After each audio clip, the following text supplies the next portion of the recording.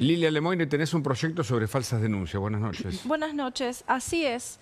Claramente no hay herramientas en la justicia para disuadir a las personas sobre mentir, porque es mentir para buscar algo ulterior, en este caso no sé si venganza o qué es lo que buscaba esta mujer. Y como el abogado Neto mencionó, yo misma, sin ser abogada, tengo muchos amigos varones y puedo mencionar muchos casos de obstrucción de vínculo, de mujeres que por venganza no quieren que el padre vea a los hijos porque no les da el dinero que quieren. También hay hombres que lo hacen. Y también hay profesionales que se prestan al juego. Y en este momento la justicia quizás no tiene herramientas para poder tomar medidas contra esta gente, contra los mentirosos. Cuando una persona es sometida a un proceso de volverlo culpable cuando no lo es, lo dejan debilitado más. En el caso Ghisoni, que terminó preso incluso. ¿Conoces el caso, no? Sí, de hecho lo conozco a Pablo. Y digamos que cuando uno pasa por ese proceso no tiene fuerzas para defenderse después. Entonces mi proyecto propone también que se modifique el Código Procesal Penal para que se tomen medidas, no que la víctima tenga que buscar de hacerlo, porque no tiene fuerzas para hacerlo. Claro. Cuando quede probado que la persona mintió, como en el caso de esta señora, entonces que hoy día no sé cómo funcionaría, no soy abogada, después de 10 años de lo que pasó, pero si la justicia determina que la persona era inocente, que no fue culpable y que hubo actores que maliciosamente intentaron sacar dinero o por conveniencia lo hicieron, entonces que tengan que pagar el precio, que sea la ley algo disuasorio para que la gente lo piense dos veces antes de hacer estas cosas. No solo las mujeres, como en este caso, sino cualquier hombre o incluso profesionales o periodistas que se dediquen a ensuciar y a arruinarle la vida a una persona. ¿Vos ves que hubo un marco de género en donde muchos hombres, como dicen en un sector que se hablaba de machos, ¿no? Muerte al macho, me acuerdo de la expresión que circulaba por ahí, sí. eran condicionantes también para el accionar judicial, que uno supone que es el lugar a donde el ciudadano recurre como última instancia, no esperando que lo metan preso por algo que no hizo, ¿no? Es una barbaridad, estoy totalmente de acuerdo. Fue una cacería de brujas. Por eso el Maleus Maleficarum, muy bien nombrado en este caso. Ser hombre ya te vuelve culpable, tener genitales masculinos te vuelve culpable. Y la verdad es que hombres y mujeres somos distintos, pero deberíamos ser iguales frente a la ley. Y tanto los hombres como las mujeres mienten. Así que asumir que una mujer, porque es mujer, no va a mentir, es una barbaridad. ¿Honesto? A ver, porque estoy pensando en la relación de las funcionarias, las abogadas con La Matanza, con Espinosa, una incluso trabajó con Alberto Fernández, ¿no? Sí, Ahí hay también un escenario... Eso es la frutilla del postre. Ahora, acá cosas para criticar, la perspectiva de género. ¿Qué es la perspectiva de género? La mejor definición que yo encontré está en un fallo del Tribunal Superior de Justicia de la provincia de Neuquén, el fallo Schul, que dice que es remover los obstáculos de iure y de facto, de derecho y de hecho, para que puedan acceder a la justicia. Me parece maravilloso. Lo que ocurría en los años 90, que una mujer iba golpeada a la comisaría, denunciaba al marido y le preguntaban, ¿por qué te pegó? ¿Qué hizo usted, señora? Está muy mal. Hay que tomar la denuncia y avanzar. Ahora, cuando no hay prueba, no hay prueba. ¿Cómo se valora la prueba? Lo dicen todos los códigos procesales penales. Reglas de la lógica y máxima de la experiencia. Lo que se conoce como sana crítica. Lo que ocurre es que acá te traen el dictamen de 2 psicólogos. Yo he llegado a tener un psicólogo que lo interrogué en un juicio oral ante el tribunal oral, si no recuerdo mal, era el 26, que me decía que le había hecho un test a la víctima. Y ¿Un test? Un test. Y que ese test daba que decía la verdad. Entonces yo le pregunto, ¿usted sabe si la persona miente o dice la verdad? Si el relato es la verdad. Y me dice, nosotros no evaluamos eso. Le digo, pero al test usted le pone una información. Si la información que usted le pone al test cambia, ¿el resultado cambia? La respuesta lógica tiene que ser que sí.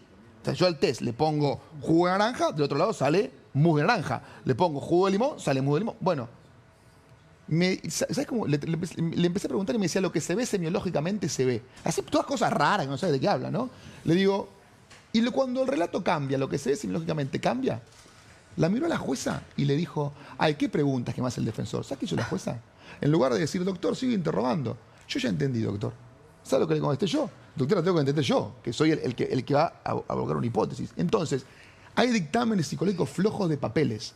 Para que una prueba pericial reciba el mote de científica, dice la Corte de Estados Unidos en el precedente Dover versus Mirrell Dow Pharmaceuticals, tiene que explicar cuál es el margen de error, es decir, cada cuántos es un falso positivo, cada cuántos pruebas un falso positivo, la aprobación de la comunidad científica y control de pares. Ninguna pericia psicológica hoy, en ningún estamento de la justicia, pasa ese test. Y con eso condenan.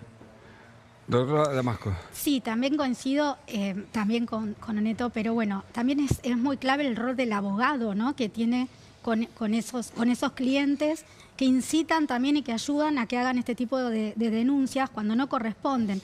En el ámbito de familia, el abogado de familia lo que tiene que perseguir es el bien del niño, ¿no? El interés supremo es proteger al niño, no al padre y a la madre. Entonces, en definitiva, se va metiendo en una guerra entre adultos donde se olvidan que los derechos de los niños están desprotegidos. Entonces, estamos hablando de que lo más importante se deja de lado para solventar o ponerse del lado de una guerra que no tiene fin. En este caso, abusar o acusar a un papá por abuso sexual es sumamente grave. Muy grave, y que no haya competencia en un juzgado o en la justicia para que pueda tratar de buscar la verdad, ya deja Ahora, de ser Lilia, sí. No, digo, acá muchas veces ocurre que hay un problema de identificar si hay mala fe o hay una cuestión de... O si la justicia estuvo influenciada, ¿no? Por la Claro, política digamos, de si hay turno. mala fe, si hay un acto criminal o un acto De corrupción. equivocado o falta capacitación. Ustedes, desde la experiencia, ¿qué ven? ¿Que hay más mala fe o hay falta de capacitación de los actores, sean abogados, jueces, Terror hay. fiscales? ¿Cómo? Terror. ¿Terror? Terror de que los escrachen en televisión. Terror de que digan viva el patriarcado. Terror tienen. Porque lo que no termina de entender la gente, y lo digo acá para que lo entiendan, el juez es un empleado del Estado. Que tiene que conservar su trabajo, tiene que concursar, tiene que ascender. Tienen terror, van con la tendencia. Yo me he cruzado a jueces, y no digo el nombre para preservar el vínculo, que me han dicho, es una locura lo que está pasando con el género. Al otro día sacan una sentencia, habrán estas cosas. ¿Saben cómo se soluciona esto? Juicio por jurados. ¿Lilia? Le tienen terror al juicio por jurados. Ah, perdón. Jimena primero. Sí. Sí. Mira, a mí lo que me sucede últimamente es en los juzgados de familia están capacitados siempre a favor de la perspectiva de género. Entonces vos vas a una audiencia y el secretario te dice, y es así, porque el padre pregunta, ¿pero por qué, por ejemplo, tengo que pasar una cuota alimentaria de tanto? ¿Qué es lo que estaría solventando la mamá con los hijos? Y poco y nada le contestan, porque a nosotros nos ayudan o nos enseñan a que la perspectiva de género siempre está primero de todo. Lilia, esto de la perspectiva de género también, yo creo que en un momento, como todo, ¿no? Trastocó, me parece, la verdad, ¿no? Nos desvirtuó, nos puso un anteojo, no sé, una anteojera. Hace mucho, porque es verdad que está mal, como decía Oneto, que una mujer vaya a la comisaría y cuestionen, digamos, no le tomen la denuncia si acusó una violación, o digan cómo estabas vestida. Eso son barbaridades, pero eso ya hace rato que no pasa. Entonces nos fuimos mucho para el otro lado. Nosotras, yo como mujer, Sí. a mí no me gusta que me traten como un ser inferior asumiendo que no soy capaz de mentir. Claro, esa es la otra. Yo, quizás soy yo, me parece que no. Y sí me doy cuenta que hubo todo un fogoneo de la izquierda, un lobby del feminismo, del feminacismo, del embrismo. No entiendo todavía las motivaciones. Feminacismo, decís. Le digo, y sí. O sea, si hablamos de matar al macho, exterminar al hombre, que de pronto te dicen, no, es un decir. Sí, bueno, pero es un decir bastante violento.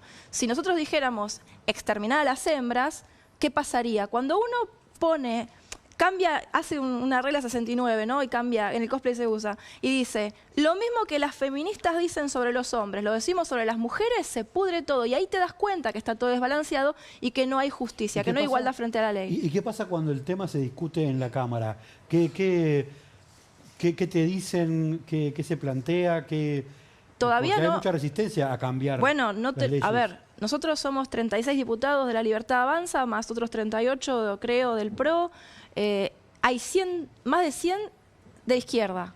Más de la mitad de la Cámara es de izquierda. Y apoyan el feminismo. Y son los mismos que nos hicieron llegar hasta esto. Nuestros representantes nos hicieron llegar hasta esto. La Marea Verde, los que hablan de proteger a las mujeres, pero no protegen a las niñas. Eso es terrible. Y en la Cámara se ve justamente donde parece... O sea, es tan ilógico que es hasta difícil de explicar. Sí. Es tan ilógico o sea, es inexplicable, porque las mismas que te hablan de hermandad, de sororidad, de yo te creo guacha, A mí misma, en la Cámara, me tratan de prostituta, de gato, de mentirosa, de empastillada, de loca, de extorsionista. Ahí mismo. ¿Por qué? Porque soy libertaria y no soy izquierda. Entonces, ya es una cuestión ideológica.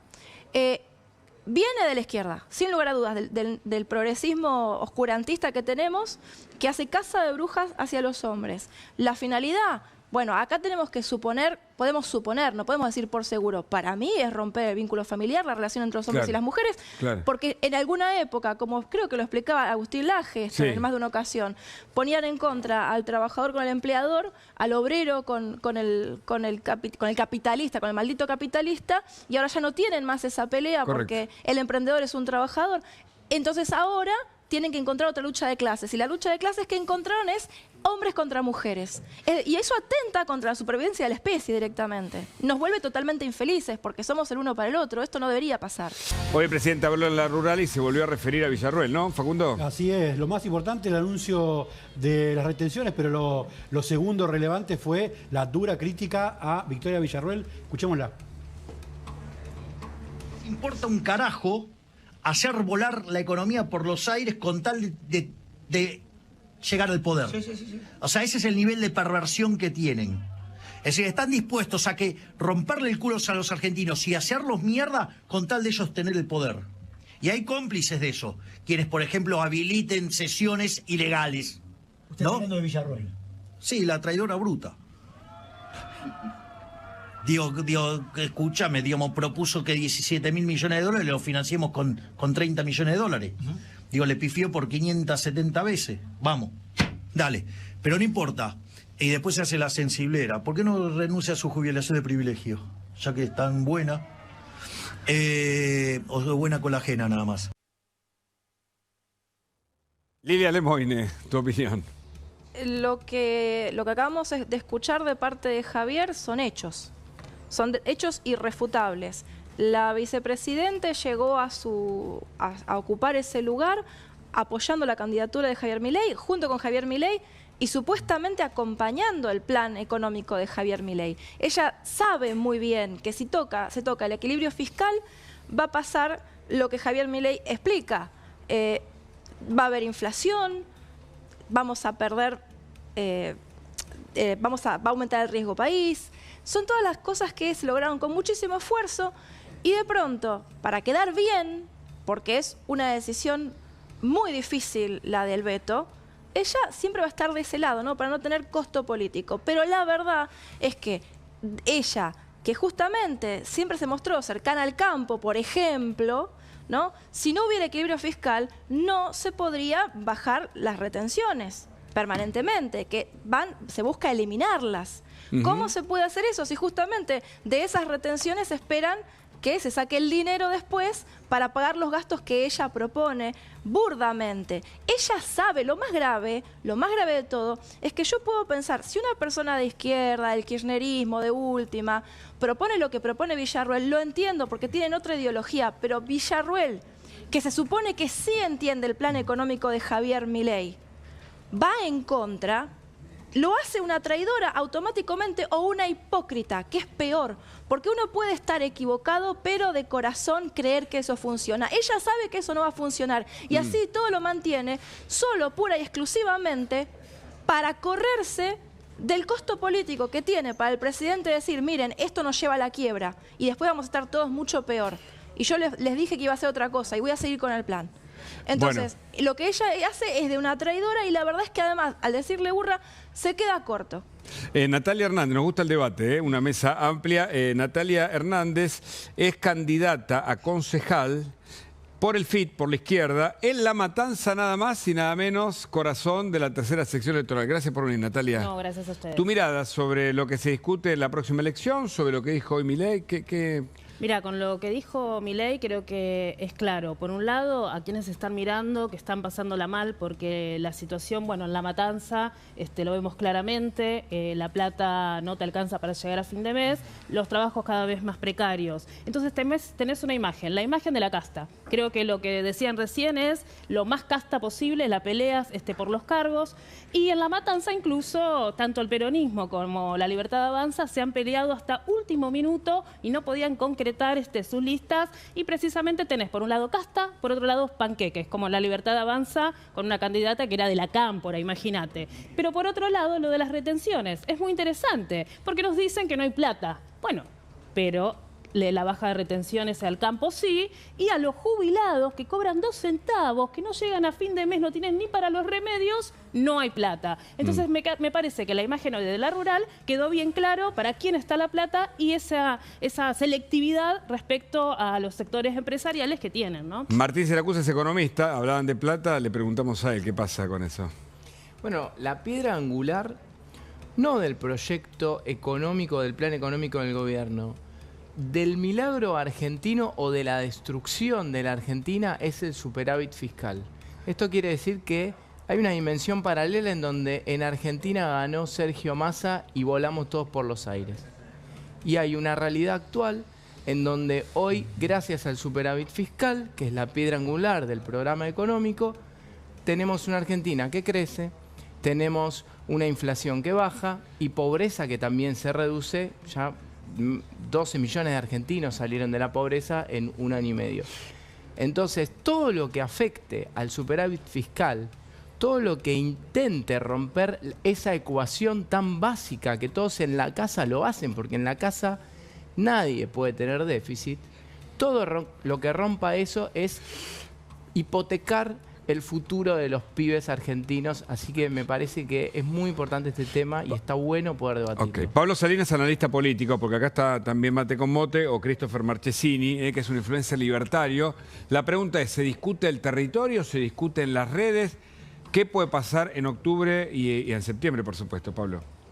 Lo que puede pasar, obviamente, vamos a ver debates como los que se están instalando, de una violencia verbal elevada por parte de todos los candidatos. Eso va corriendo como las fronteras, ¿no?, de la convivencia también, pero bueno, estamos hoy en ese lugar, la coyuntura marca eso. Y por supuesto vamos a ver elecciones que tanto en la provincia de Buenos Aires en septiembre como en octubre, a mi juicio, van a estar polarizadas y nacionalizadas, porque a mitad de camino de la elección de septiembre en la provincia de Buenos Aires está el cierre de listas nacional. Es muy difícil que ese efecto no implique y no manche o no tiña la campaña en la provincia de Buenos Aires y obliga a todos los partidos políticos a o cambiar su discurso o directamente ya empezar la campaña nacionalizada. Muchos dicen que quedaron afuera de la fuerza del cielo, los tuiteros, los influencers libertarios. Y vos sos uno de ellos, o no sé si militante en la política concretamente, pero sí del lado del gobierno. ¿Qué tenés para responder?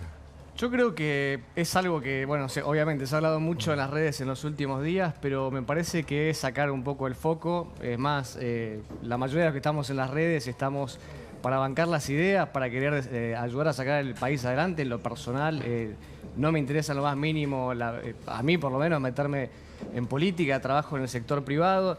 Y además, como decía recién el analista y también acá el economista, Salinas, vemos constantemente incongruencias, no solamente esto de las listas, sino que también, por ejemplo, hoy que se habló tanto de la baja de retenciones, me la pasé viendo gente que decía, por ejemplo, que ¿por qué no las bajaron a 0 las retenciones? Kirchneristas diciendo eso, que se transformaron en liberales libertarios que piden la baja de impuestos. O, por ejemplo, recién escuchábamos acá a una candidata del FIT diciendo, hablando de la plata en realidad de otros, porque es la plata del productor, no es la plata ni del Estado, es la plata del que la produce. Entonces veo constantemente incongruencias y cada vez que vemos una noticia buena, como puede ser esta, porque va a traer más inversión, va a traer más movimiento económico, va a revitalizar las inversiones en Argentina, va a traer más dólares, que todos decían, no, ¿y los dólares dónde están? Y después no les gustan estas medidas. Bueno, son las incongruencias que vemos a diario de toda la izquierda. El presidente se refirió a los que quieren, digamos, que se aprueben las leyes en el Congreso como genocidas. Mirá. Yo creo que cuando tomen conciencia del daño que implicó la barbaridad que pasó por el Senado, por diputados y por el Senado, yo creo que va a haber un llamado a la reflexión y van a entender que no pueden estar, digamos, sacrificando, digamos, a nuestros jóvenes en el altar de políticas demagógicas. Entonces, yo creo que va a haber una reflexión y que se van a dar cuenta es que van a tener que acompañarme con este veto porque, digo, los argentinos de bien lo están mirando y todos sabemos que, digamos, que aquellos que no acompañen el veto son genocidas y que van a estar asesinando a nuestras generaciones futuras. Entonces, digo, hay que agarrar y decirse todos en la cara que son, digamos, aquellos que no acompañen el voto son genocidas, estarían haciendo una matanza sobre nuestros jóvenes, sobre nuestro futuro, nos estarían hipotecando y nos condenarían a la pobreza. Francisco Neto, ¿sos abogado de Milei, de presidente? Sí. Sí. Dame tu opinión. Yo creo que se habla con suficiencia de temas que se desconocen y se aplican mecánicamente o se reproducen mecánicamente discursos que al hacerlo de forma mecánica y sin reflexión aleja las conclusiones del sentido común. Escuchaba decir, ¿cómo? No hay plata, pero sí hay plata para bajar las retenciones. Y no se le puede pagar más a los jubilados. Bueno, esto es una cuestión elemental de lógica. No es que yo sepa mucho de economía, pero utilizo premisas y a partir de eso llego a conclusiones. Si se bajan las retenciones, aumenta la producción. Si aumenta la producción de una oleaginosa, como podría ser la soja, o un cereal, como podría ser el maíz, aumenta la exportación. Si aumenta la exportación, aumenta el ingreso, aunque la retención sea más baja. Y si aumenta el ingreso, yo no sé si todos lo saben, pero las jubilaciones o los saberes jubilatorios se pagan con la recaudación impositiva de hoy. Con lo cual, la otra alternativa es darle a la maquinita. Ya tenemos las consecuencias de la maquinita. Entonces, me parece que no hay contraposición entre bajar las retenciones y aumentar la jubilación. Al contrario. Natalia Hernández, de la izquierda. Creo que lo de la copa... Te cito mate con moto. Si sí, la copa que se lleve y se derrama es historia vieja, pasada, y creo que está a las claras que a los trabajadores, a los sectores populares no les llegan. Hoy hay un gran problema estructural, que es la bota del Fondo Monetario Internacional, que el gobierno anterior y Javier Milei tienen total acuerdo y van a Estados Unidos a pedirle, por favor, que les dé dinero, ¿no? Sí. Pero que toda esa deuda... Nosotros desde el Frente de Izquierda Unidad, que estuvimos recorriendo con Nico del Caño, con Miriam Bregman, muchos barrios y sectores populares en el distrito, por ejemplo, en el que yo estoy y trabajo hace 20 años, lo vemos claramente. Acá si no se termina con la deuda ilegal y legítima, vamos a seguir teniendo un problemón los trabajadores y los sectores populares. Y le quiero contestar, porque la cuestión es muy clara. A mí me llama la atención porque a los jubilados habría que dejar menos las cuentas de X y ir más a los barrios y preguntarle a un jubilado que hoy en La Matanza la está pasando mal, que lo reprimen los días miércoles cuando van al Congreso a reclamar, y a su vez se habla poco de los planeros VIP. Como en La Matanza está Marcos Galperín, que ustedes lo adoran, sin embargo tiene exenciones impositivas de todo tipo, vive del Estado hace muchísimos años, ni el peronismo ni la Libertad Avanza le tocan, es más, les da beneficios para que siga produciendo, pero con la precarización laboral, explotando a los trabajadores. ¿No hay derecho para los trabajadores? Bueno, desde el Frente de Izquierda Creo Unidad que da mucho trabajo defendemos, igual, ¿no? defendemos pero eso. no es mi Hoy la opinión. está pasando muy mal los trabajadores. ¿Nico del Caño le compraba dólares en la pandemia a precio oficial? Mira, si te gustan los chamullos de la fake news, adelante. Qué serio que sos con los chamullos del fake news. ¿Por qué el agravio supuesto que personal? no. Hice una pregunta. ¿De dónde Lilia, sacaste? ¿Qué fuente tenés? Dijiste que tenés muchas fuentes. ¿Eso es una fuente? ¿Dónde? Contame. No tengo fuente. Ah, Justamente hago bueno. una pregunta porque ignoro la respuesta. No, es el chamullo de los liberales ¿Es de Nico del X. Caño u otro? ¿Podés responder? Nicolás del Caño es un trabajador que Sí, hoy Nico, está pero- recorriendo la provincia de Buenos Aires y en La Matanza en particular. El otro día estuvimos con el sector ¿por de qué te enojas? discapacidad, porque ustedes, lejos de enojaste? tener ¿Te nivel, enojó una pregunta? son chamullos. ¿Te enojó Son una chamullos, pregunta? Bueno, ya veo la que por suficiencia del discurso supuesto- y enojo una pregunta. Lilia. Suficiente. Insuficiente, exacto. Lo Ante tuyo es todo, insuficiente. a la izquierda le gusta repartir plata, pero parece que no saben de dónde sale. La plata sale de los A los impuestos Marcos y esa Galperín hay que deuda, pagar. esa Hay que tocar deuda a ellos. se genera por el exceso de gasto público que no podemos pagar. Cuando uno gasta más de lo que produce y tiene que pedir prestado para poder pagarlo, los lujos que se han dado los gobiernos previos, y no voy a decir Para del la FIT porque derecha no hubo fest. ningún gobierno del FIT. El FIT nunca ganó una elección presidencial, entonces no les puedo echar la culpa tampoco de lo que hicieron los peronistas, de eso se pueden quedar tranquilos. tranquilos. Y tampoco lo van a ganar y espero que no, porque darle un zurdo a la economía sería lo peor que nos podría pasar. Yo creo en sus buenos deseos, Y sabes, yo sé muy bien que los jubilados no pueden vivir bien con lo que ganan. Sí, vas y los pero provocás sabés y que los filmás y los mucho provocás los antes miércoles. de este gobierno tampoco podían. Los jubilados siempre estuvieron mal. ¿Y sabes por qué? Porque con el dinero de los jubilados y los aportes se timbió desde los gobiernos anteriores. Y lo que está haciendo este gobierno es tratar de saldar las deudas para bajar la tasa y terminar pagando menos. Porque si nosotros tenemos mayor riesgo país y seguimos endeudándonos, cada vez vamos a tener que pagar más. Y las deudas se pagan, porque si no somos ladrones. Si a ustedes les gusta el robo, a nosotros no.